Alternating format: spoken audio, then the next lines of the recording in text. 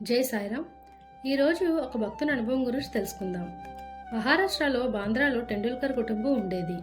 ఆ కుటుంబం వారందరూ బాబా యందు భక్తి కలిగి ఉండేవారు. వారి కుమారుడు బాబు టెండూల్కర్ డాక్టర్ కోర్సు చదువుతున్నాడు. పరీక్షల కోసం పగలు రాత్రి కష్టపడి చదువుతుండేవాడు. అయితే అతడు కొందరు జ్యోతిష్యుల దగ్గరకు సలహా కోసం వెళ్ళాడు. ఆ జ్యోతిష్యులు అతని జాతకం చూసి ఈ సంవత్సరం గ్రహాలు అనుకూలంగా లేవని చెప్పారు. కనుక వచ్చే సంవత్సరం పరీక్ష కూర్చోవాలి అని, ఆ విధంగా చేస్తే తప్పకుండా ఉత్తీర్ణుడవుతామని చెప్పారు. ఇది ఆ కుర్రవాడి మనసును అశాంతి విచారం కలిగించింది. కొన్ని రోజుల తర్వాత అతని తల్లి షిరిడీకి వెళ్ళి బాబాను దర్శించారు. ఆమె బాబాకు అనేక విషయాలతో పాటు తన కొడుకు యొక్క పరిస్థితి కూడా చెప్పారు. ఇది విని బాబా ఆమెతో ఈ విధంగా అన్నారు: నా యందు నమ్మకముంచి జాతకములు, వాటి ఫలితములు, సాముద్రిక శాస్త్రజ్ఞుల పలుకులు పక్కకు తోసి తన పాఠములు చదవమని చెప్పు. ప్రశాంతమైన మనసుతో పరీక్షకు వెళ్ళమను. అతడు ఈ సంవత్సరం తప్పక ఉత్తీర్ణుడవుతాడు.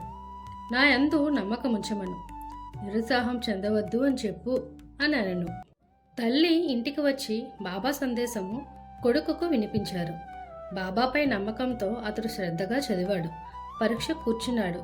వ్రాత పరీక్ష బాగా రాశాడు. కానీ తాను ఉత్తీర్ణుడవుటకు కావలసిన మార్కులు రావు అనుకొనను. కావున నోటి పరీక్షకు, అదే ఓరల్ టెస్ట్కి వెళ్ళడానికి ఇష్టపడలేదు.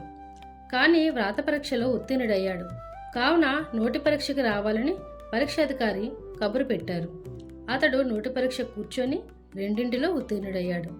గ్రహములు వ్యతిరేకంగా ఉన్న బాబా కటాక్షంతో ఆ సంవత్సరము పరీక్షలో పాస్ అయ్యాడు. సంశయములు, కష్టములు మన భక్తిని స్థిరపరచడానికి మనల్ని చుట్టుముట్టి మనల్ని పరీక్షించును. పూర్తి విశ్వాసంతో బాబాను కొలిచెదము. మన కృషితో మన ప్రయత్నములన్నీ చివరకు విజయవంతం అవుతాయి. జై సాయిరామ్.